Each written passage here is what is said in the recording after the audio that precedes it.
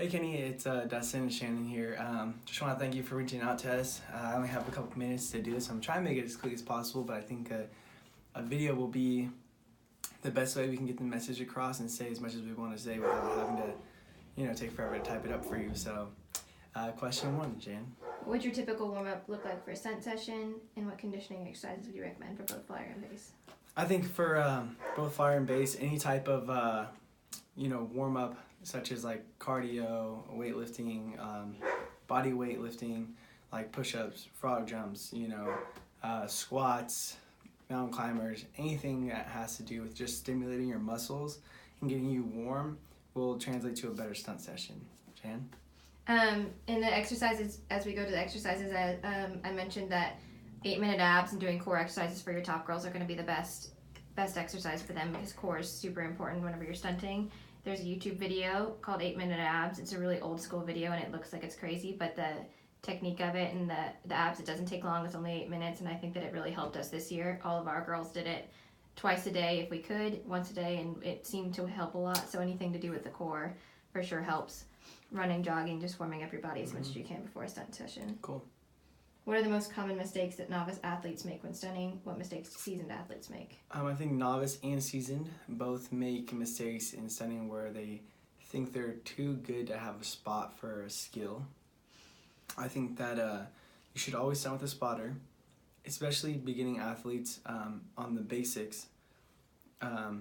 Anything that's a straight up toss skill should have a spotter if you're just starting out novice stunner. If you can do elite stunts consistently, I think that toss extensions, full ups, straight up stunts, you don't necessarily need a spotter for. But I think I'd prefer, no matter what, always stunt with a spotter if you can.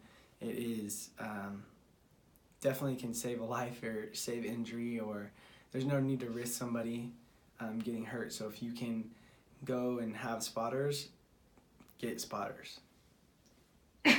And then also, just to make sure that you're not moving on too quickly. A lot of us always want to be able to reach our favorite stunts or our favorite goal stunts, but it's really important to go through the basics and know that you've got every stunt leading up to the next one before you keep moving on. Because a lot of people they feel like they're going fat, or they're learning quickly and they want to keep on continuing. But it's really important to always go back through the basics to make sure that your stunts are solid and the technique on it is correct.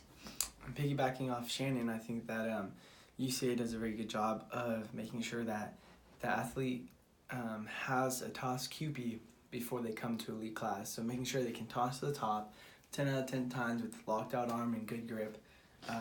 In elite class, that's where we teach our flipping skills. So making sure you have the basics before you even touch a flipping skill or are being taught a flipping skill. So I believe that basics, like Shannon said, are very important, and having the proper progressions are super important before you start trying elite stunts. And you should have all the basic skills with as many girls as possible. If you can do a toss QP with one girl and not almost everyone on your team, then you don't have a toss QP. And I think that everybody kind of gets in the habit, well, I can do this with this girl, so let's move on. But no, you need to have every skill down and be able to do it with multiple girls to know that you've got that skill set before you move on. Yep, I agree. What are the biggest mistakes coaches make when teaching couples how to co-ed stunt? And what are the key principles a coach should keep in mind during the session? I think one of the basic mistakes coaches make is limiting their athletes and not allowing them to have the freedom to try other skills. So I think that as much as you want them to work on a full up because that's in the routine, sometimes doing a hands full around, or sometimes doing a half around, or a walk-in full up, or something similar but different at the same time can still help an athlete understand another skill better. Or if it's an elite stunt, sometimes they're not getting their back handspring up and they're like, hey, I want to try a rewind. Sometimes a rewind will translate to the back handspring up and help them get that skill faster. I also think another thing that coaches might make a mistake on is trying to explain something or trying to go through a skill that they don't really know how to do. So if you don't know how to do a skill, always ask for help. I'm one of those people that I will tell you straight up, if I don't know how to do a skill, I'll say, hey, I might have done it, but I'm not great at it, or, I don't know how to do it, so let's ask someone who knows how to do it better and get a video, get some advice, whatever it takes. And to make sure that girls get very nervous and stuff like that. So whenever you spread out the wealth and you have like one of your better girls with a worse guy, or one of your better boys with a worse girl, I think it's important to make sure that each girl and guy stunter knows exactly what they're doing before they try to go and teach somebody else. So not to just throw their bodies around, just make sure that they feel comfortable with the skill before teaching another athlete. And that just goes back to the basics too, like making sure everybody knows exactly how to do each skill. Next. What other sports do you identify as being similar to co-ed stunting? I think any sport can translate into co-ed stunting. I think if you're strong, you're athletic, you're conditioned, and you have hand-eye coordination, I think that the biggest thing is the hand-eye coordination. So, like I said, any sport can transfer: rugby, soccer, weightlifting. I don't think there's a exact science to what sport translates the best. Obviously, I think gymnastics might be one of the best, because you flip in gymnastics and your strength training as well. But overall, any sport can translate. So I was going to say gymnastics too. That's the very obvious one, but especially when it comes to top girls, it's so important for them to be able to hold their bodies even upside down for skills such as hand in hands, and for them to be able to work their handstands on the ground as much as possible will help them in the air. I was doing 100 handstands a day before I got a good hand in hand, so just to keep their bodies like aware of being upside down and holding themselves and using their core without someone underneath them will help them be better in the air. What are your key principles for better and more consistent co-ed stunting? Additionally, what are your favorite books or instructional resources for co-ed stunting? Oh, repeat the question one more time. What are your key principles for better and more consistent co-ed stunting? And what are your favorite books or instructional resources for co-ed stunting? Favorite instructional resources? Definitely my YouTube videos. You can just type in Dustin Velasquez and you'll find a couple of my YouTube videos on there. But I explain it in the videos too. I think the biggest thing that I teach is, 1, speed is power. 2, take out any type of movement of the feet from the top girl. So when she goes to dip down, if she like jumps her feet forward and then shoots back, I absolutely hate that. I think that takes the girl out of line, especially when you start doing spinning skills. It's much harder. So I think keeping everything straight up and down, and then the guy stepping under, or even just like if you're pulling and meeting at the middle, I think that almost like a boxer, when you're boxing, you're not super tense and tight, you're relaxed and loose. And so a loose muscle, I always say, is a fast muscle. Okay, so if you're like squeezing super hard, you're not going to be fast. But if you're relaxed, boom, you can be quick. If you're a guy, you can dip down and quick through the elbows, quick through the wrists. And I always tell guys, throw through your wrists, not through your hands, because your hands and fingers can change the line. So I say, imagine a plate of water, right? If you tilt it towards you, the water spills on you. If you tilt it forward, it goes away. So think about the plate of water as you're dipping, and as you're coming up, think fast wrist, just like you would do a basket. Fast wrist, fast elbow, so you can snap at the top. Same thing for the toss. Fast wrist, you're driving through, keeping that line, and then finishing through with your fingers. You're not trying to pull and, bicep curl this girl, or like pull like you're shrugging off the ground. No, you want to go down with her, lift, stay underneath the toss, fast to the top. And I always tell them, as soon as the flyer touches the bottom of the dip, that's when you go. That's when you initiate that toss.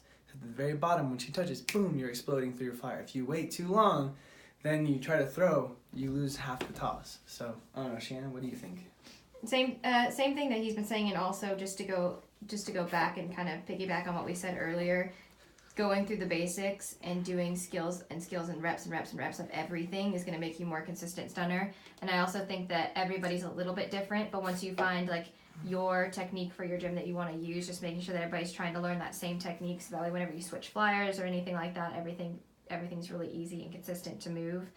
And I think like honestly the best resources is exactly what you're doing, and just reaching out to as many people as possible who have been there, done that. And I think that same for Dustin and I, when we learned, our greatest teachers were other people, and everybody's got a little bit of different, and you find what works for you. So the more knowledge and the more material you get from everybody else will help you to be a better stunner and a more consistent stunner in the future, because you'll find what works for you and what you do or don't like, or what, all of that.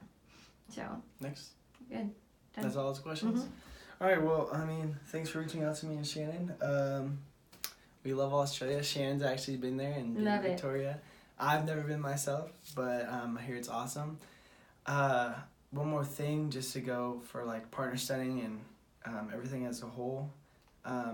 For teaching a class, I think that one of the big things is repping the basics every day, even if you are elite stunner. So I will warm up with every single time.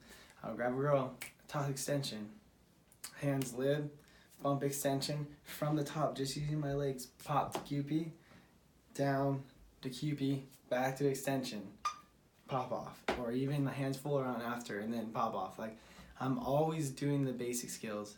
I'm always working both sides. So just because you get a toss QP to your right, now that means you have to go left. You know, if you get a full up to your right, full up to your left.